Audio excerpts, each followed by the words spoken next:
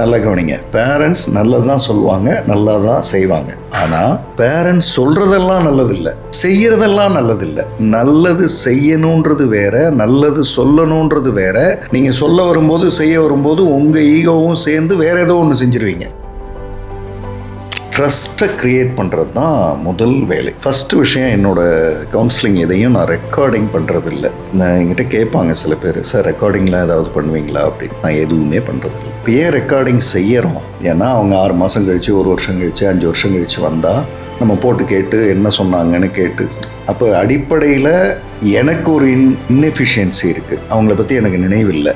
நான் அடிப்படையில் ஒரு ட்ரெயினர், கவுன்சிலர், இது 2 தான் என்னோட அடையாளம், ஐடென்டிட்டின்னு சொல்லலாம். NLP trainer, NLP councillor. ஆனால் நான் அங்கே நிற்கலை. நான் ஒரு ட்ராவலர், நான் ஒரு ஃபோட்டோகிராஃபர், நான் ஒரு ரீடர், நான் ரைட்டர். இந்த ஒவ்வொன்றுத்துக்கும் வேற ஒரு திங்கிங் தேவை. காலேஜில் கிளாஸ் லெக்சரர் கேட்கும்போது லெக்சரை கேட்காம உட்காந்து கதை அடிச்சுட்டு இருப்போம். நீங்கள் சொல்கிறத பார்த்தா நாங்களும் நிறைய கேட்கவே தவறி இருக்கோம்னு தோணுது. கேட்கறதுன்றது மேடம் 2 விதமான கேட்டல் இருக்குது. நீங்கள் பேசுகிறத நான் கேட்கும்போது என் பார்வையிலிருந்து கேட்க முடியாது, முரண் வந்துடும். இல்லையே, அப்படி இல்லையே அப்படின்னு ஒரு 5 செகண்ட்லேயோ 15 செகண்ட்லேயோ 5 நிமிஷத்துலையோ உள்ள குதிச்சிருவோம். மாலதி மேடம் பார்வையிலிருந்து கேட்கறது, அது வருடங்களானாலும் கேட்க முடியும். ட்ரஸ்ட்டை பில்ட் பண்ணுறதுக்கான பேசிக் விஷயம் லிசனிங். இந்த உலகத்தில் பேசுகிறதுக்கு நிறைய பேர் இருக்காங்க, கேட்கறதுக்கு தான் யாரும் இல்லை. கேட்கறதுன்றது ஒரு தவம், ஒரு மெடிடேஷன். அது. வணக்கம், நான் உங்கள் மாலதி டாக்ஸ்க்காக இன்றைக்கி நம்ம ஒரு வித்தியாசமான அப்படின்னு சொல்ல முடியாது, நம்ம வாழ்க்கைக்கு தேவையான ஒரு நபரை தான் சந்திக்க போகிறோம். மிஸ்டர் ஜெய்சன். வணக்கம். NLP அகாடமி அப்படின்னு வச்சுருக்குறாங்க. அந்த NLPனா எனக்கு என்னன்னு தெரியல. ஸோ அதை பற்றிலேருந்தே எனக்கு சொல்ல ஆரம்பிக்கலாம். அதுக்கு முன்னாடி நீங்கள் எங்கே பிறந்து வளர்ந்தீங்க, என்ன படித்தீங்க, சுருக்கமாக? ரைட். முதல்ல இந்த வாய்ப்பை நீங்கள் கொடுத்ததுக்கு நன்றி. கள்ளக்குறிச்சி என்னுடைய சொந்த ஊர். கள்ளக்குறிச்சியில் தான் நான் படித்தது. 10th வரை. 11th 12th பக்கத்துலேயே துருகம்னு ஒரு ஊர் இருக்குது, அங்கே படித்தேன். அங்கே படித்ததனுடைய நோக்கம் ரெண்டுமே, ஆமாம், 2 அரசாங்க பள்ளி தான்.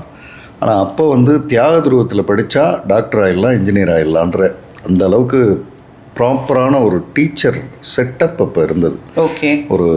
ஒரு 4 பேர், அதாவது கங்கன், சம்பந்தம் அப்படின்ற அந்த ஆசிரியர்களுடைய பேர் அந்த பேட்ச் படித்தவங்க இன்றைக்கும் சொல்லுவாங்க. ஓகே. எங்களுடைய முதல் டியூஷன் காலையில் 4:45 ஆரம்பிக்கும். அப்படி ஆரம்பித்து நைட்டு 9 வரை படிப்போம்.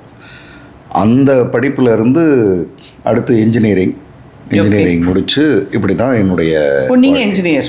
ஆமாம், நான் ஒரு அடிப்படையில் மெக்கானிக்கல் இன்ஜினியரிங். நான் எலக்ட்ரானிக்ஸ் அண்ட் கம்யூனிகேஷன் இன்ஜினியர். இது என்னுடைய படிப்பு சைடு இருந்தாலுமே சிறு வயதிலிருந்தே எனக்கு இந்த ட்ரைனிங் இப்போ தான் ட்ரைனிங் தெரியும். அப்போ பேச்சாளராக போகிறோம் அப்படி தான் அப்போ இருந்தது. ஓகே. இன்னும் சரியாக சொல்லணுன்னா இந்த ஜேர்னி, இப்போ நீங்கள் NLPன்னு சொன்னீங்க, NLPன்னா என்ன, NLP ட்ரெயினர், அதை பற்றி சொல்கிறேன். உங்களோட அகாடமியோட முழு பேர்? NLP, அது எல்லாமே சொல்கிறேன். சிறு வயதில் நான் புத்தக வாசிப்பு தான் எனக்கு அப்பா அறிமுகப்படுத்தினதனுடைய, அவர் அறிமுகப்படுத்தின கிஃப்ட்லேயே பெஸ்ட்டு அதுதான். ஓகே. அவர் எனக்கு இன்னும் ஞாபகம் இருக்குது, வெள்ளி சனிக்கிழமைகளில் கல்கண்டு, இந்த பாலமித்ரா, அந்த மாதிரி கோகுலம் கதிர், இந்த புத்தகங்கள்லாம் வரும். அதை அவர் வாங்கிட்டு கொடுப்பாரு. கொடுத்துட்டு படிச்சுட்டு அதில் இருக்கிற நல்ல விஷயங்களை சொன்னால் ஒரு சாக்லேட் கொடுப்பார். ஓ. அப்போ இதெல்லாம் தெரியாது. சாக்லேட் வாங்குறதுக்காக அதை வேகமாக படித்து அதில் இருக்கிற நல்ல விஷயங்களை சொல்கிறது. ஓகே. அப்படி தான் இந்த ரீடிங் ஹேபிட் அப்படி தான் ஆரம்பித்தது. அப்படி ஆரம்பித்தது ஒரு கட்டத்தில் நான் ஒரு நல்ல விஷயம் சொன்னால் ஒரு சாக்லேட்னா, 5 நல்ல விஷயம் சொன்னால் 5 சாக்லேட் தருவீங்களா அப்படின்னு கேட்டு படிக்க ஆரம்பித்து அந்த ஆர்வம் அதிகமாகும் போது லோக்கல் லைப்ரரியில் கொண்டு போய் என்னை சேர்க்கிறார். கள்ளக்குறிச்சி பொது நூலகம். ஓகே. மார்க்கெட்டுக்கு முன்னாடி இருந்தது. அப்போ மார்க்கெட் குளம், இப்போ மார்க்கெட் ஆகிடுச்சு. அந்த லைப்ரரியில் சேர்ந்து நான் படிக்க ஆரம்பித்து அப்படி தான் என்னுடைய அதாவது ஒரு பக்கம் படிப்பு, ஆனால் ஒரு பக்கம் இந்த வாசிப்புன்றது ஸ்ட்ராங்காக போயிட்டே இருக்கு. ஓகே. 15வது வயது எனக்கு. அப்போல்லாம் வந்து ஆப்டெக்னு ஒரு இந்த கம்ப்யூட்டர் அல்லது சாஃப்ட்வேர் இதை கற்றுக்கிறதுக்குன்னு ஆப்டெக் இன்ஸ்டியூட்ஸ்லாம் இருக்கும், ப்ரைவேட் இன்ஸ்டியூட்ஸ். அதை வந்து என் கூட படித்த பிரபாகரன்ற ஃப்ரெண்டோட அப்பா கணேசன், அவர் வந்து தினத்தந்தி நிருபர், அவர் நடத்திட்டு இருந்தார். எப்படி அந்த தைரியம் வந்ததுன்னு தெரில. நான் போய் அவர்கிட்ட, அதாவது முதல்ல ஃப்ரெண்டுக்கிட்ட சொல்லி அப்பாவுக்கிட்ட பேசணும்னு சொல்லி அப்பாவை போய் பார்த்து, சார் எனக்கு வந்து அந்த இன்ஸ்டியூட்டில் வந்து படிக்கிறாங்கல்ல, வித்யான்னு ஒரு கோர்ஸ் இருக்கும், அப்போ 700 ரூபா, அது படித்தா யூஎஸ் போகலாம். ஓ, அப்படி இருந்தது. நான் சொல்கிறது எந்த வருஷத்துலங்க? அப்போ எனக்கு 15 வயதுன்னா 88, 89, 87 அந்த நேரங்களில் நீங்கள் வித்யா கோர்ஸ் முடிச்சிங்கன்னா யூஎஸ் போயிடலாம். ஓகே. அது ஒரு பேசிக் கோர்ஸு அப்படி இருந்தது. அப்போ நான் அவர்கிட்ட சொன்னது வந்து, வித்யா கோர்ஸில் ஜாயின் பண்ணவங்களுக்கு ஒரு சனிக்கிழமை ஒரு 1 hour எனக்கு டைம் கொடுத்தீங்கன்னா அவங்களுக்கு நான் ஒரு புத்தகத்தை பற்றி பேசுகிறேன் அப்படின்னு நானாக போய் கேட்டேன். ஓ, அவருக்கு அது வந்து ஃபஸ்ட்டு ஏன்னா நான் அவரோட பையன் 10வது படிக்கிற பையன் 15 வயசு பையன் பக்கத்தில் வந்து உட்காந்து, நீங்கள் நடத்துகிற இன்ஸ்டியூட்டில் வந்து நான் இப்படி பேசுகிறேன், அது அப்படி சரியாக வராதேப்பா, நீ என்ன பேசுவ அப்படின்னு சொல்லணும். என்கிட்ட பேசினார், ஒரு 5 நிமிஷம் என்கிட்ட பேசினார். அவர்கிட்டயே கிட்டத்தட்ட ஒரு 1/2 hourக்கு மேலே அந்த பேச்சு போச்சு. நல்லாயிருக்கு, நான் வேணால் ஒன்று பண்ணுறேன், ஒரு தடவை கொடுக்குறேன் பர்மிஷன், ஒரு வேளை அவங்க விரும்பினாங்கன்னா அப்புறம் அடுத்தது பார்க்கலாம் அப்படின்னாரு. அது வந்து கிட்டத்தட்ட 7 வாரங்கள் போச்சு. ஓ, அவங்களுக்கு பிடிச்சி போச்சு. ஓகே. அதில் எனக்கு இன்னும் ஞாபகம் இருக்குது, வள்ளியம்மைன்னு ஒருத்தங்க அப்புறம் யூஎஸ் போயிட்டாங்க, அங்கே படிச்சுட்டு இருந்த ஸ்டூடெண்ட். அவங்க தான் என்கிட்ட சொன்னாங்க, இவ்வளவு நீங்கள் பேசுகிறீங்க இல்லையா, நீங்கள் வந்து ட்ரெயினர் ஆகணும் அப்படின்றது. எனக்கு அப்போ ட்ரெயினர்னால் என்னன்னு தெரியாது, அதெல்லாம் எதுவுமே தெரியாது. அந்த ஜேர்னி அங்கேருந்து ஆரம்பித்து இந்த புத்தக வாசிப்புன்றது வந்து லாங்காக வந்துகிட்டே இருந்தது. இன்னும் சரியாக சொல்லணுன்னா, அவங்களுக்கு நான் அந்த பயிற்சி வகுப்பில் எடுக்கிறதுக்கு பயன்படுத்திய புத்தகம் வந்து how to win friends and influence people by Dale Carnegie. அதில் தான் ஆரம்பிச்சது. அதுக்கப்புறம் இந்த வாசிப்பு வந்துக்கிட்டே இருந்தது. அப்புறம் ட்ரெயினர்னு சொன்னது வந்து கல்லூரி காலங்கள் வரும்பொழுது ட்ரெயினர்ஸ்லாம் வருவாங்க அப்படின்ற அந்த பார்வையை பார்க்கும்போது, கோட்டட் சூட்டட் பூட்டட் எல்லாம் வந்து உட்காந்து பேசுகிறாங்க. பேசும்போது நல்லா தான் இருக்குது, அன்னைக்கு நல்லா இருக்குது, 2 நாள் நல்லா இருக்குது, 3வது நாள் நான் திரும்ப பழைய ஆள் ஆயிடுறேன். ஓகே. அப்போ இது இல்லையே ட்ரைனிங். இவங்க சொல்கிற ட்ரைனிங்கிறது இதுவாக இருக்கலாம், ஆனால் நாம் நினைக்கிறது இது இல்லை. இப்போ நமக்கு ஒரு ட்ரெயினர்னு அந்த ஜேர்னி எனக்கு ஆரம்பிக்குது. ஓகே. அந்த தேடலில் நான் பார்த்த ட்ரெயினர் வந்து யூகேலேருந்து சூ ஸ்பென்சர் நைட். ஓகே. இவங்க தான் என்னுடைய பயிற்சி வகுப்பாளர். ஓகே. இவங்க தான் பயிற்சியாளர். இவங்க வந்து என்ன எனக்கு, அதாவது இவங்கள நான் சந்தித்ததே இந்த மாதிரி ஒரு ஹாலில் உள்ளே வந்து பயிற்சி வகுப்பு நடக்க போகுது. வெளியில் வந்து ஒரு லேடி இருந்து காஃபி டீலாம் கொடுக்குறாங்க. நம்ம இந்த காஃபி டீ சாப்பிடும்போது நமக்குள்ளே அங்கே வந்திருக்கிறவங்களுக்குள்ளே பேசுவோம் இல்லையா, அந்த மாதிரி எல்லாரும் என்னென்னமோ பேசுகிறாங்க. பொதுவாகவே நான் வந்து இப்போ பேசுகிறேன், அல்லது என்னுடைய பயிற்சி வகுப்புகளில் காலையிலேருந்து இரவு வரை பேசுகிறேன். ஆனால் ஒன்ஸ் இந்த நிகழ்ச்சி முடிஞ்சால் நான் சைலண்ட்டாக இருக்காள். ஓகே. என் பேச்சே இருக்காது. அப்படி ஆள் தான். இப்போ இந்த நிகழ்ச்சி முடிஞ்சிருச்சு, நாளை காலையில் ஒரு நிகழ்ச்சி இருக்குன்னா, இந்த நிகழ்ச்சி முடிஞ்சதுலேருந்து நாளை காலையில் இருக்கிற நிகழ்ச்சிக்கு பேசுகிறது வரை யார்கிட்டையும் பேச மாட்டீங்க. எனக்கான ஒரு டைம் வந்து சைலண்ட்டாக இருக்கிறது தான். அவசியமான ஃபோன் கால்ஸ் அது இதுன்னு ஏதாவது இருந்தால் பேசுவேனே தவிர, மற்றபடி முழுக்க நான் வந்து ஒரு அமைதியாக இருக்கக்கூடிய பர்சன். ஓ, அந்த இடத்துல நான் அமைதியாக அப்படி இருக்கேன். அங்கே எல்லாம் பேசுகிறாங்க, நான் அதை படிச்சிட்டேன் இதை படிச்சிட்டேன், இது என்னமோ என்எல்பி சப்ஜெக்டா, நீங்கள் கேட்ட என்எல்பிக்கு வரேன், என்எல்பி சப்ஜெக்டா என்னன்னு தெரியல, அதான் பார்க்கலான்னு வந்திருக்கேன் அப்படி இப்படின்னு பேசுகிறாங்க.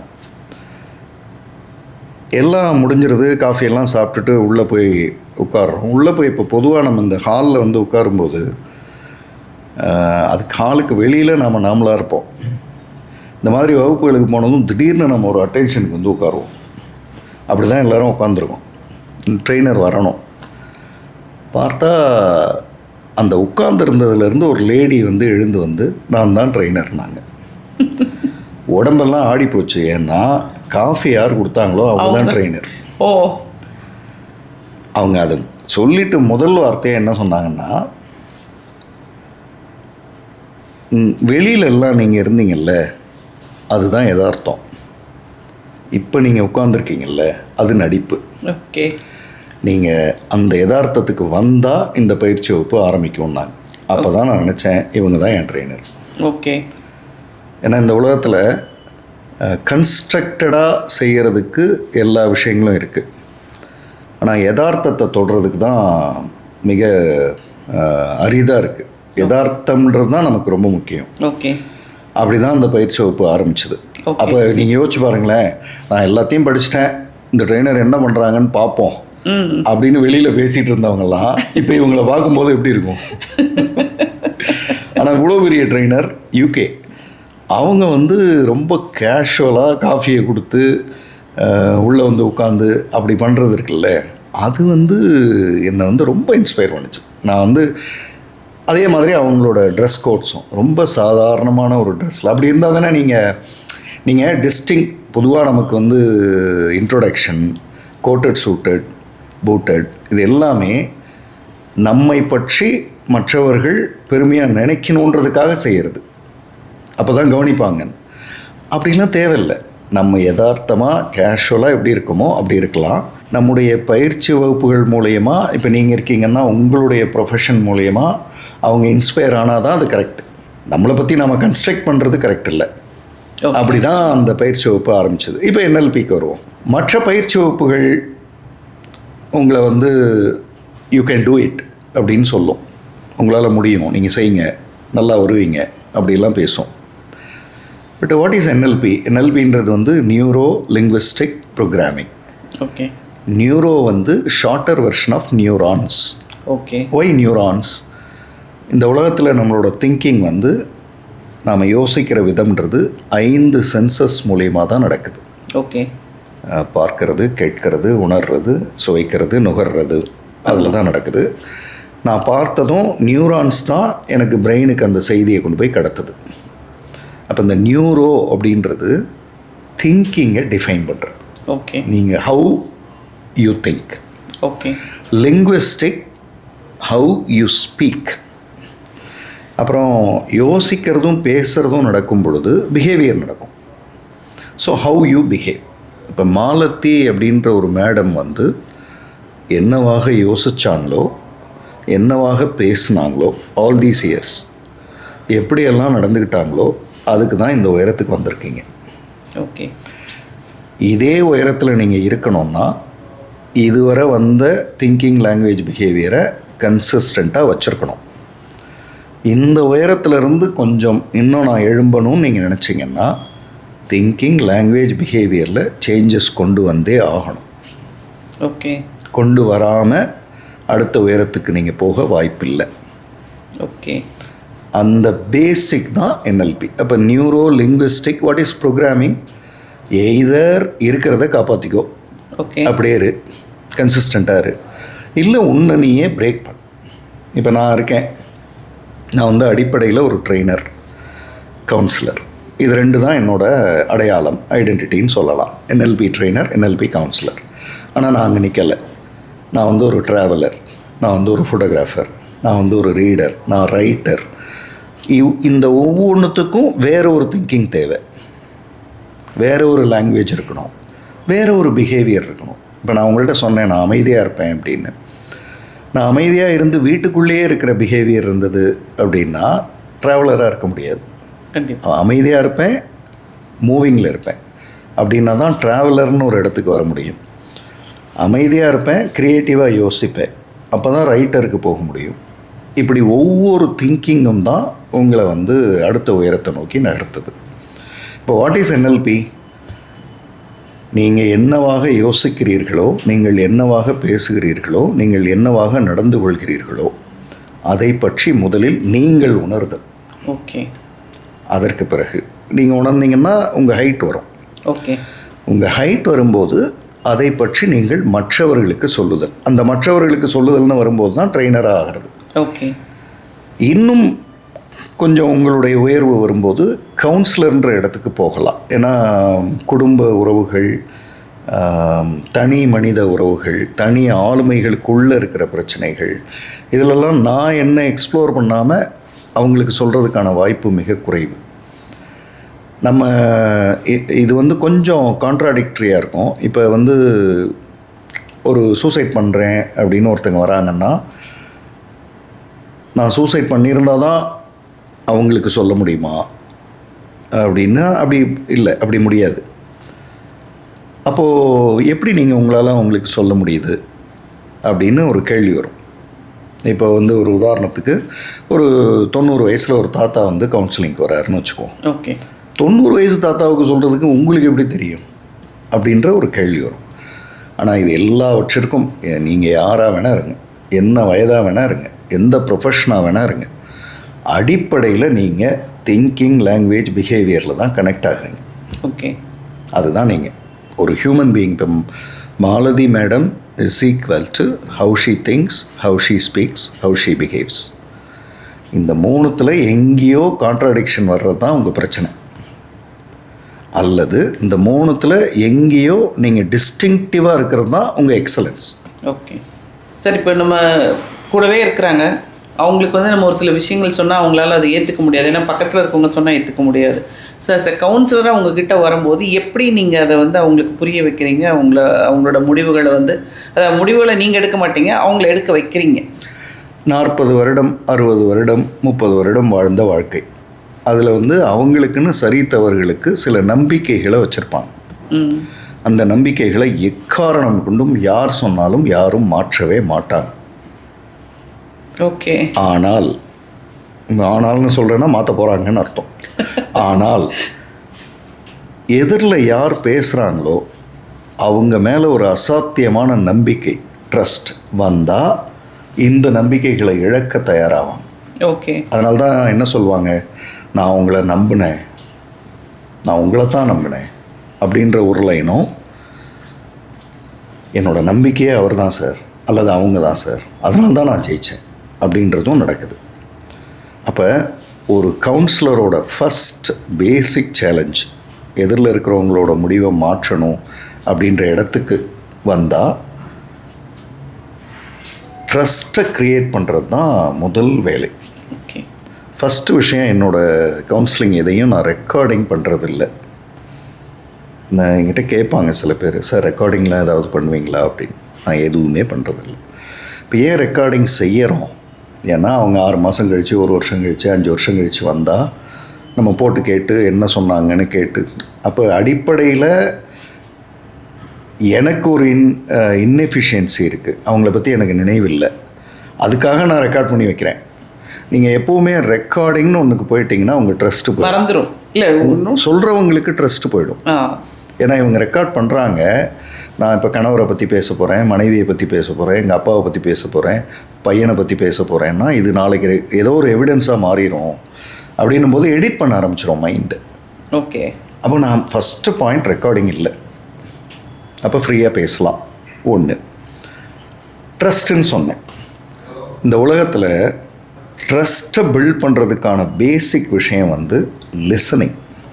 இந்த உலகத்தில் பேசுகிறதுக்கு நிறைய பேர் இருக்காங்க, கேட்குறதுக்கு தான் யாரும் இல்லை.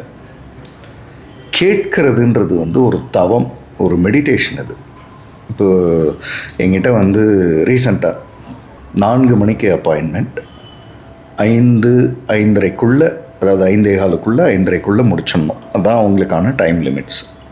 4 மணிக்கு அவங்க பேச ஆரம்பிக்கிறாங்க, அவங்க 3:45க்கே வந்துட்டாங்க. 4 மணிக்கு பேச ஆரம்பித்து இரவு 9 மணிக்கு முடிக்கிறாங்க.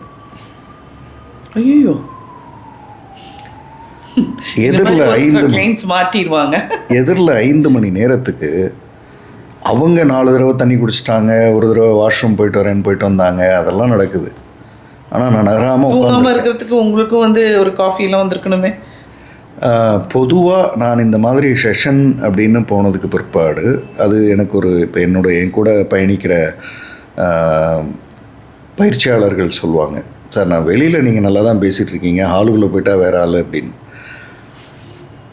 நான் அந்த இடத்துக்கு போயிட்டேன்னா அவங்களோட ஒரு என்னமோ ஒரு இஷ்யூன்னு தானே வராங்க. அது முடிகிற வரை நாம் வந்து எனக்கு தேவைன்ற இடத்த செகண்டரி ஆக்கிடுவோங்க. அதுக்குள்ளே நான் போகிறதில்ல. 5 மணி நேரம்னா 5 மணி நேரம் ஃபாஸ்டிங் தான். அங்கேயே உட்காந்துருப்பீங்க, ஒன்றும் எந்த இதுவும் இருக்காது. ஓ, அதுதான் நான் சொல்கிறேன் தவம்னு. இப்போ இந்த ட்ரஸ்ட் வந்தால் மாற்றம் நிச்சயம். இப்போ அவங்க 5 மணி நேரம் கழித்து என்கிட்ட கேட்டாங்க, இப்போ சொல்லுங்கள் சார் நீங்கள் நான் என்ன மாற்றிக்கணும். அதற்கு பிறகு நான் பேசினது 15 நிமிடங்கள். இன்றைக்கி அவங்க மாறி இருக்காங்க. அவங்க வாழ்க்கை என்னவோ அதில் அவங்க செய்த தவறுகளை அக்செப்ட் பண்ணுறதுக்கு தயாராகிறாங்க. இப்போ அந்த 5 மணி நேரம் கேட்கறதுன்னு இருக்குல்ல, யார் கேட்பா? மிகவும் கஷ்டமான காரியம் அது. அங்கே தான் ட்ரஸ்ட் பில்டு. இது வந்து ஒரு பகுதி ட்ரஸ்ட்டுக்கு. கேட்கறதுனால மட்டும் ட்ரஸ்ட் பில்ட் ஆகிடாது. நீங்கள் அவங்கள எப்படி புரிஞ்சுக்கிறீங்க? மனிதன் எப்போவுமே வந்து தன்னுடைய தவறை நியாயப்படுத்தி தான் பேசுவான். அதாவது அவனுக்கு அதை நியாயமாகப்படுத்தி நான் பண்ணுறேன். மனிதனுக்கு எப்போவுமே எதிரில் இருக்கிறவன் தான் தப்பு, தான் சரி, எதிரில் இருக்கிறவன் தப்பு, அப்படி தான் பேசுவான். நீங்கள் அதில் முரண்பட்டீங்கன்னா எந்திரிச்சு போயிடுவான். அவனுடைய பார்வையில் அவன் சரின்னு சொல்கிறதுக்கு தானே வந்திருக்கான். அந்த கவுன்சிலிங்கோட நோக்கமே நான் அவங்கள திருத்துறதில்ல, அவங்கள சரின்னு ப்ரூவ் பண்ணுறதுக்கு தான் வராங்க. இன்றைக்கி நிறைய பேர் 100க்கு 90 பேர் தன்னை சரின்னு சொல்கிறதுக்கு தான் கவுன்சிலிங்க்கு வராங்களே தவிர, சார் இதெல்லாம் நான் செஞ்சுருக்கேன், நான் என்ன சார் தவறு செஞ்சேன்னு ஒரு 10 பேர் கேட்பாங்க. இந்த 90 பேர் இருக்காங்கல்ல, அந்த சரின்றது வந்து ஒரு வித ஈகோ. அதை நீங்கள் அக்செப்ட் பண்ணும் பொழுது தான் மாற்றத்துக்கு தயாராகிறாங்க. உங்கள் பார்வையில் நீங்கள் செய்தது சரிதான் அப்படின்னு சொல்கிறது இருக்குல்ல, அவங்க பேசி முடிக்கிற வரை இருந்து காத்திருந்து சொல்லி அதற்கு பிறகு இதுக்கு இன்னொரு பார்வை இருக்குன்னு ஆரம்பிக்கும்போது தான் நீங்கள் கேட்ட மாற்றம் வந்து வரும். ஆச்சரியம் என்னென்னா, அவங்களே என்கிட்ட சொல்லுவாங்க நிறைய பேர், சார் எப்படி சார் உட்காந்து கேட்குறீங்கன்னா 45 நிமிஷம் முடிஞ்சதும் எனக்கு அலாம் பெல் மாதிரிலாம் அடிப்பாங்க, நான் எக்ஸ்ட்ரா பே பண்ணிவிட்டு உட்காந்து பேசணும், அப்போ நான் பண்ண ஃப்ளோ போயிடும், அழுதுட்ருப்பேன், டைம் முடிஞ்சு போச்சுன்னுவாங்க, எப்படி நீங்கள் உட்காந்து கேட்குறீங்க அப்படின்னு. கேட்கறதுக்கு தான் இந்த உலகத்தில் ஆள் இல்லை, பேசுகிறதுக்கு எக்கச்சக்கமான பேர் இருக்காங்க. காலேஜில் கிளாஸ் லெக்சரர் கேட்கும்போது லெக்சரை வந்து கேட்காம உட்காந்து கதை அடிச்சிட்ருப்போம். நீங்கள் சொல்கிறத பார்த்தா நாங்களும் நிறைய கேட்கவே தவறி இருக்கணும்னு தோணுது. கேட்கறதுன்றது வந்து மேடம் 2 விதமான கேட்டல் இருக்குது. இப்போ நீங்கள் என்கிட்ட பேசுகிறீங்கன்னா, நீங்கள் பேசுகிறத நான் கேட்கும்போது என் பார்வையிலிருந்து கேட்க முடியாது, முரண் வந்துடும். இல்லையே அப்படி இல்லையே அப்படின்னு ஒரு 5 செகண்ட்லேயோ 15 செகண்ட்லேயோ 5 நிமிஷத்துலேயோ உள்ள குதிச்சிருவோம். மாலதி மேடம் பார்வையிலிருந்து கேட்கறது அது வருடங்களானாலும் கேட்க முடியும். ஓகே, அப்படியான நட்புகள் கிடைக்கிறது தான் நான் ஜட்ஜ்மெண்டல்னு வாங்க, தவம். நீங்கள் சில நட்புகள்கிட்ட பேசும்போது நீங்கள் ரிலாக்ஸ் ஆவீங்க. ஏன்னா அவங்க உங்களை உங்கள் பார்வையிலேருந்து கேட்குறாங்க. கரெக்ட். அந்த இடத்த ஒரு கவுன்சிலர் தொடலைன்னா மாற்றம் வாய்ப்பில்லை. ஓகே. ஸோ அடுத்தது வந்து இப்போது ஒரு சில கேசஸ் ஹேண்டில் பண்ணிகிட்ருக்கேன். நாங்களும் இப்படி தான் உட்காந்து மணிக்கணக்காக உட்காந்து கேட்க வேண்டிய நேரம், நடுவில் எங்கள் ரிசப்ஷன்லேருந்து வருவாங்க, வந்து தண்ணி வேணுமா காஃபி வேணுமான்னு வந்து ஃபீட் பண்ணிகிட்ருப்பாங்க. ஸோ அதில் நான் நிறைய விஷயங்கள் பார்க்கும்போது பெண்கள்கிட்ட வந்து ஒரு பிரச்சனைக்காக நம்மக்கிட்ட வருவாங்க. அந்த பிரச்சனையை நம்ம கண்டுபிடிக்கும் போது என் கணவருக்கு இன்னொரு பொண்ணோட தொடர்பு இருக்கா அப்படிங்கிறது தான் மெயினாக வருவாங்க. ஒரு சிலது வந்து பார்த்திங்கன்னா பாதி வந்து இவங்களுடைய இமேஜினேஷனாக இருக்கும், பாதி வந்து உண்மையாக இருக்கும். அந்த உண்மையை அவங்களால அக்செப்ட் பண்ணிக்க முடியல. அவங்க வந்து அவங்களே எங்ககிட்ட சொல்லுவாங்க, ஒரு வேளை நான் இங்கே வந்தது தெரிஞ்சு அவங்க வந்துட்டா இது உங்களுக்கு தெரிஞ்சதுன்னு நீங்கள் சொல்லாதீங்க அப்படின்னு சொல்லுவாங்க. இப்போது ஆல்மோஸ்ட் வந்து என்கிட்ட ஒரு 3 கிளைண்ட் இதே நிலைமையில் இருக்காங்க. அப்பப்போ கேஸெல்லாம் கொடுத்து பல மாதங்கள் ஆகுது. ஃபோனை போட்டு அந்த நபர் யார் எங்கிட்ட சொல்லாதீங்கன்னு சொல்லிடுவாங்க. அவங்க ஆமாம் இருக்கா இல்லையா அப்படிங்கிறது சொல்லுங்கன்னுவாங்க. அதுக்கப்புறம் அந்த நபர் யார், அது ஏன், அந்த கேள்விக்கான விடை என்ன அப்படிம்பாங்க. அவங்க ஆக்சுவலாக எனக்கு அவங்க சைக்கலாஜிக்கல் ப்ராப்ளம்குள்ளே உள்ளே போகிற மாதிரியே ஒரு ஃபீல். இது எப்படி நான் ஹேண்டில் பண்ணுறதுன்னு எனக்கு தெரியல. இந்த ஒரு மனித வாழ்க்கையில் தான் நிராகரிக்கப்படுகிறோம், ரிஜெக்ட் செய்யப்படுறோம், ஒதுக்கப்படுகிறோம், அதுதான் வந்து இருக்கிறதுலையே மோஸ்ட் பெயின்ஃபுல் எலிமெண்ட். வலி நிறைந்த அனுபவம் வந்து அதுதான். நீங்கள் அதற்கு மனிதன் வந்து என்ன வேணால் செய்வான். இப்போ ஒரு உதாரணத்துக்கு பெரும் போராட்டங்களுக்கு பின்னாடி இருக்கிறதெல்லாம் பார்த்தீங்கன்னா நிராகரிக்கப்பட்டது தான் வரும். தனி மனித வாழ்க்கையில் பிரச்சனைகளுக்கு பின்னாடி பார்த்தா என்னை ஏன் மதிக்கலை, என்னை ஏன் அங்கே எதுவும் கேட்கலை அப்படின்னு தான் அடிப்படை ஆரம்பிக்கும். இப்போ உங்கள்கிட்ட கேட்குறாங்கல்ல அது யார் ஏன் அப்படின்ற கேள்விக்கு பின்னாடி அவங்க கேட்காம விட்ட இன்னொரு கேள்வி, நான் ஏன் நிராகரிக்கப்பட்டேன், என்கிட்ட என்ன இல்லை, அவங்கள்ட்ட என்ன இருந்துச்சு. அந்த கேள்வி அவங்க என்கிட்ட இது வரைக்கும் கேட்க முடியாது. ஏன்னா அதுதான் ஈகோ. அதாவது என்கிட்ட என்ன இருக்குது அது அவரை டிஸ்டர்ப் பண்ணுது, அவங்கள்ட்ட என்ன இருக்குது அது அவரை இன்வைட் பண்ணுது. அந்த கேள்விக்கு வந்தால் தான் இந்த பிரச்சனை விடை தீரும். அதாவது ஒரு ஆண் வந்து லஸ்ட்னால தவறு செய்கிறதுன்றது வேறு பகுதி. மனைவி நல்ல மனைவி தான், அவர் போய் லஸ்ட்டு சர்ச்சில் வந்து தப்பு பண்ணார், அது தனி. மனைவிகிட்ட தவறு இருக்குது, நசன்னு பேசிகிட்டே இருக்கிறதுன்னு இந்த மாதிரி ஏதோ நீங்கள் எவ்வளவு காரணங்களை சொன்னாலும் கமிட்டடாக இருந்தால் கமிட்டடாக இருக்கணும், அதுதான் சரி. ஓகே. ஆனால் நீங்கள் இப்போ பேசுகிறதுனால இந்த உளவியலை நான் எடுக்கிறேன். ஓகே. மனைவிகிட்ட சில அநியாயத்துக்கு பேசுகிறது, அப்புறம் குத்தி காட்டுறது, அப்புறம் சில நேரங்களில் வந்து அப்படி என்ன நீ பெருசாக சம்பாதிச்சிட்ட என்னமோ பேசுகிற அப்படின்னு கேட்குறது, இந்த மாதிரி அந்த ஆணை வந்து ஆணுக்குன்னு ஒரு ஈகோ வச்சுட்டு இருப்பாங்கள்ல, அதை இவங்க உடைக்கும் போதெல்லாம் அவர் ஆஃபீஸில் வேலை பார்க்குற ஏதோ ஒரு பெண், சார் நீங்கள் பாவம் சார், நான் அடிக்கடி சொல்வேன் என்கிட்ட வந்து பேசும்போது, பார்த்து ஜாக்கிரதையாக பார்த்துங்க மேடம், ஆஃபீஸில் யாராவது பாவம் சார்னு சொல்லிட்டா 3 வருஷம் காணாமல் போயிடுவார். அப்புறமா உங்கள்கிட்ட தான் வருவார், என் மனைவியே பரவாயில்லன்ட்டு வந்துடுவார். ஆனால் இடையில 3 வருஷம் போயிடும். அதனால் நாம் வீட்டில் நம்ம கணவர் நம்மளை நோக்கி வரார்ல, தினசரி வரார், அவர் சரி தப்பெல்லாம் அப்புறம் வைப்போம், வீட்டுக்கு வந்துட்டார்ல, திரும்ப காலையில் கிளம்பி போகிறதுக்கு இந்த இடைப்பட்ட நேரத்தில் டேக்கன் ஃபார் கிராண்டடாக எடுக்க ஆரம்பித்தோம்னா, இது கணவனுக்கும் பொருந்தும் மனைவிக்கும் பொருந்தும், எடுக்க ஆரம்பித்தோம்னா அவங்களுக்கு பெயின் வர ஆரம்பிக்குதுன்னா ஆப்வியஸாக அவங்க இன்னொரு உறவில் சந்தோஷத்தை கொடுக்குற, லஸ்ட் மட்டும் இல்லை, நிறைய பேருக்கு லஸ்ட் வந்து ஒரு ஆடட் எலிமெண்ட்டாக வச்சுக்குவாங்க. என்னமோ தெரில அவன்கிட்ட வந்து பேசினா நான் கொஞ்சம் சந்தோஷமாக இருக்கேன், அப்படி போய் நிற்பாங்க. அவங்களுக்கே தெரியும் அது பைத்தியகாரத்தனமாக இருக்குதுன்னு, அது தப்புன்னு தெரியும். ஆனால் இங்கே இருக்கிற பெயினை வேறு எங்கே போய் ரிலாக்ஸ் பண்ணுறது அப்படின்ற இடத்துல தான் இது ஆரம்பிக்கும்.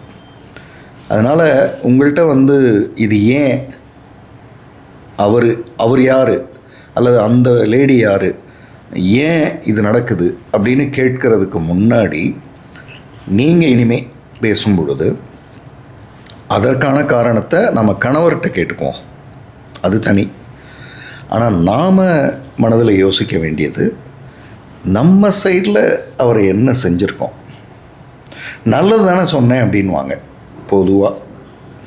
நான் இப்போ பேரண்ட்ஸுக்கிட்ட பேசும்போது சொல்வேன், இந்த உலகத்தில் எந்த பேரண்ட்டும் தன்னுடைய குழந்தைகளுக்கு தவறு நினைக்கிறதில்ல, நல்லது தான் சொல்லுவாங்க, நல்லது தான் செய்வாங்க.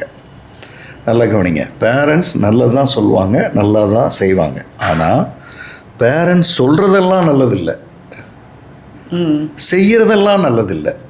நல்லது செய்யணுன்றது வேற, நல்லது சொல்லணுன்றது வேற. நீங்கள் சொல்ல வரும்போது செய்ய வரும்போது உங்கள் ஈகோவும் சேர்ந்து வேறு ஏதோ ஒன்று செஞ்சுருவீங்க. ஆமாம், மருமகன் இருக்கா என்னமோ ஒன்று வேறு அதில் உள்ளே சேர்த்துருவீங்க. அப்போ நீங்கள் சொல்கிறது செய்கிறதெல்லாம் கரெக்ட் இல்லை, உங்கள் நல்லது செய்யணும்னு நினைப்பீங்க, அது வேறு. அதே தான் கணவன் மனைவி உறவுலையும். என் கணவனுக்கு நான் நல்லது தானே சொல்கிறேன், ரைட்டு, இன்டென்ட்டு கரெக்டு, சொல்லும்போது என்ன ஆகுது, கோபமாக சொல்கிறது என்னமோ. ஸோ அந்த கணவன் மனைவி உறவில் வந்து பொதுவாக அதாவது இப்போ அவர் வந்து செய்கிறது தவறு, அது தனி பகுதி, அதை நாம் அவர்கிட்ட பேசணும். அவர் செய்கிறது தவறுன்னு சொல்கிறதுனால நான் செய்கிற தவறை ஒழிச்சு வச்சிட முடியாது. பொதுவாக இந்த ஹைடிங் நடந்துக்கிட்டே இருக்கும். ஓகே.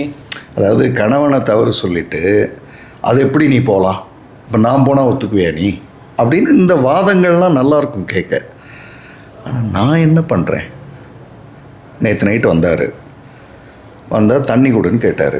ஆமாம், இப்போ பண்ணதுக்கு தண்ணி தான், ஏன் நீங்கள் போய் குடிக்க மாட்டீங்களோ அப்படின்னு ஆரம்பிக்கும்போது உங்கள் கோபம் நியாயமானதாக இருக்கலாம். அந்த கோபத்தை சொல்கிற விதம், சொல்கிற நேரம், அவன் இப்போ தான் வந்திருக்கான் உள்ள, சொல்கிற நேரம், அவனுக்கு ஏன்டா இங்கே வரோன்னு தோண ஆரம்பிச்சதுன்னா அவன் என்ன பண்ணுவான்? அப்புறம் அஃபிஷியலாக வெளிப்படையாக சொல்ல முடியாத உறவுகள் தானே இதெல்லாம், இந்த உறவுகள்.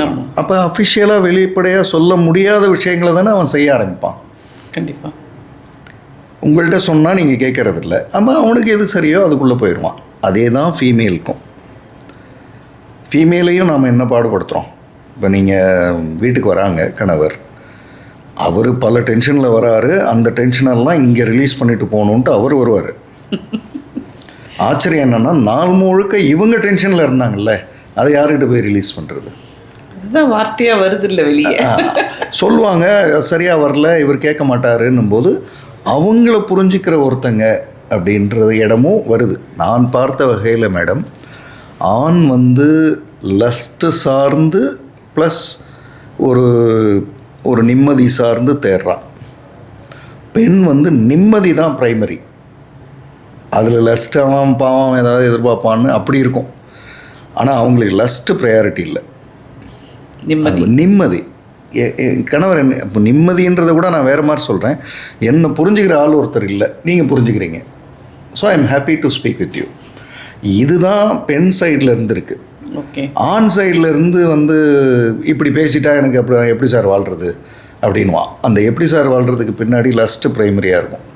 ஏன்னா அவங்கள்ட்ட போக ஈகோ தடுக்கும் இவனுக்கு.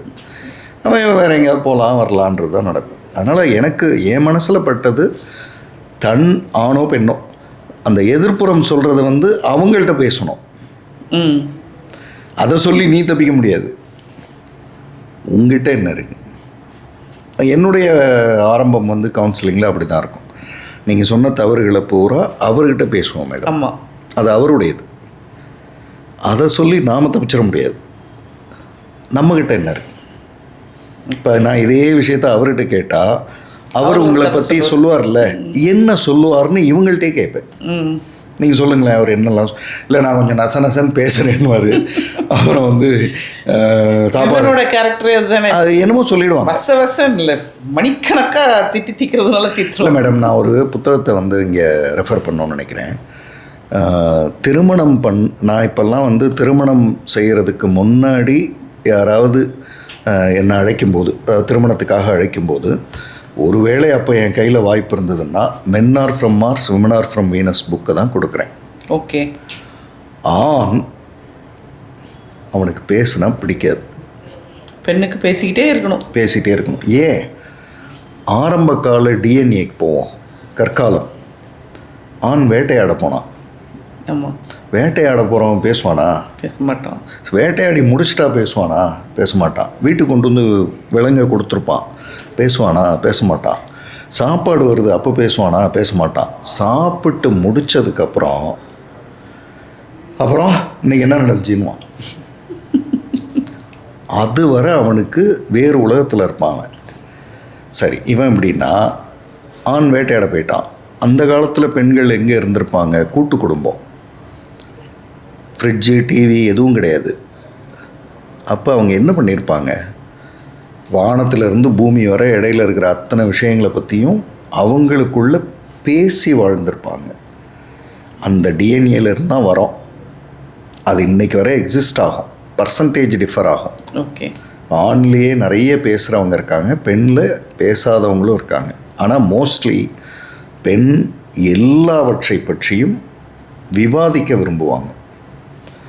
அதை ஆண் கேட்கணும், முடிவெல்லாம் அவன் நிறைய பெண்கள் வந்து கவுன்சிலிங்கில் என்கிட்ட வந்து சொல்லும்போது, சார் நான் சொல்கிறத கேட்க சொல்லுங்க சார். கேட்டாலும் கேட்காத மாதிரி இருப்பாங்க சார். ஆண் வந்து வேற ஒன்று சொல்லுவார். சொத்தே எழுதி வச்சிடறேன் சார், கொஞ்சம் பேசாமல் இருக்க சொல்லுங்க சார். பேசுறத கேட்க மாட்டாங்கண்ணா, கேட்பாங்க, வெளிப்படுத்த மாட்டாங்க. நேரம் வரும்போது அதை சொல்லுவாங்க. அப்போதான் நமக்கு தெரியும் அவங்க கேட்டிருக்காங்க. இல்லை, அதுதான் அந்த அமைதியாக கேட்கறது இருக்குல்ல. கேட்டுட்டு எனக்கு ஒரு பதில் இருக்குது, இப்போ என்கிட்ட ஒருத்தங்க 1 மணி நேரம் பேசுகிறாங்கன்னு வச்சுக்குவோம், எனக்கு ஒரு பதில் இருக்குது. அந்த பதிலை உடனே சொல்லி இந்த உலகத்தில் யார் சொன்னா? எங்கேருந்து இது வருது? 4 நாள் கழிச்சு சொல்லலாம், 1 வாரம் கழிச்சு சொல்லலாம், தெரிலிங்க. நான் சொன்னேன், அவர் கேட்டுட்டாரு, அவர் திரும்ப எனக்கு 2 நாள் கழிச்சு சொல்லுவார், நான் கேட்டுக்குவேன். அப்படி ஒரு உறவை ஏன் நம்ம யோசிக்கிறது இல்லை? நமக்கு இமீடியட்டாக வேண்டி இருக்கு பதில். அந்த இம்மிடியேட்டுன்றது இங்கேருந்து ஒரு 40 வருடங்களுக்கு முன்னாடி இந்த பொறுமையினுடைய அளவு கொஞ்சம் இருந்தது. இப்போ என்னுடைய அப்பத்தா தாத்தா, எங்கள் அப்பத்தா ஏதோ ஒன்று சொல்லுவாங்க, தாத்தா கேட்டுக்குவார். சாயந்தரமாக காலையில் சொன்னேன்ல அதான் வாங்கிட்டு வந்தேன்னுவார், என்னமோ சொல்லுவார். நான் அப்படி பார்த்துருக்கேன். என்னுடைய தந்தை தாய் அந்த உறவை கவனிக்கும் பொழுது அவ்வளவு வித்தியாசம் இல்லை. ஆனால் காலையிலேருந்து மதியம் வர பார்த்துருக்கேன். காலையில் பேசிட்டு போவாங்க, மதியமாக அப்புறம் இது சொன்னேன் அப்படின்ட்டு நிற்பாங்க. இது இன்ஸ்டன்ட் விலகும். அதில் என்ன ஆகுது இப்போன்னா, லாங்குவேஜுக்கு எனக்கு உடனே பதில். இன்னைக்கு நிறைய பிரச்சனைகளினுடைய அடிப்படை காரணம் உடன் பதிலை எதிர்பார்க்கிறது தான், பொறுமையின்மை. ஆமாம். ஆச்சரியம் என்னென்னா, உடனே பதிலை எதிர்பார்த்து வரலன்ட்டு கோர்ட்டில் போய் 1 வருஷம் காத்திருக்காங்க. 1 வருஷம் எதிரிலே உட்காந்துருப்பாரு, கோர்ட்டில் பேசாமல் உட்காந்துருப்பாங்க. இந்த பேசாமல் இருக்கிறத அங்கே செஞ்சால் அழகாக வாழ்ந்துட்டு போயிடலாம். நான் சொல்லிட்டேங்க, நீங்கள் யோசித்து 2 நாள் கழித்து கூட பதில் சொல்லுங்கன்னு ஏன் சொல்ல முடியல? அவசரம். அதுதான் இந்த உலகத்துக்கான உங்ககிட்ட அவர் ஏன் இப்படி ஆனார், நான் ஏன் எனக்கு என்ன பிரச்சனை, அல்லது நான் ஏன் நிராகரிக்கப்பட்டேன்லாம் கேட்க முடியாமல் கேட்குறதுக்கான பதில் நம்ம சைடில் என்ன பிரச்சனைன்றதை நம்ம கொஞ்சம் யோசிக்க வேண்டியிருக்கு. ஓகே, இன்றைக்கி இந்த டீனேஜ் லவ் இது நான் நிறைய பார்த்துருக்கேன்.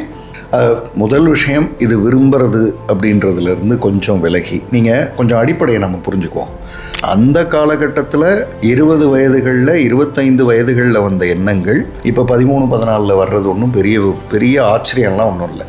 ஏன்னா இவங்களுடைய பார்வைன்றது குறை சொல்கிற பார்வை, சரியில்லை அவங்கன்னு சொல்கிற பார்வை. இவங்கக்கிட்ட நாம் ஒரு தீர்வை சொன்னாலும், இவங்க போய் அதை குழந்தைகள்கிட்ட சொன்னாலும், ஏற்கனவே குழந்தைகள்கிட்ட ட்ரஸ்ட்டை இவங்க இழந்திருக்கிறதுனால இவங்க பேசுகிற எதுவும் அங்கே போய் சேராது. டெம்ப்ரவரியாக ஃபஸ்ட்டு இந்த குழந்தைகிட்ட இருந்து விலகுவாங்க, அதாவது பெண் பிள்ளைகிட்ட இருந்து விலகுவாங்க, அல்லது பெண் ஆண்கிட்ட விலகுவாங்க. டெம்ப்ரவரியாக ஒரு 30 நாட்கள், 20 நாட்கள், 60 நாட்கள் ஏதோ நடக்கும். அந்த நேரத்தில் பேரண்ட்ஸ் அவங்கள இப்போல்லாம் மறந்துட்டல அப்படின்னு ஞாபகப்படுத்துறது. இந்த பேரண்ட்ஸ் அப்போ கொஞ்சம் சும்மா இருந்தாலே அவங்க அழகாக வந்துடுவாங்க.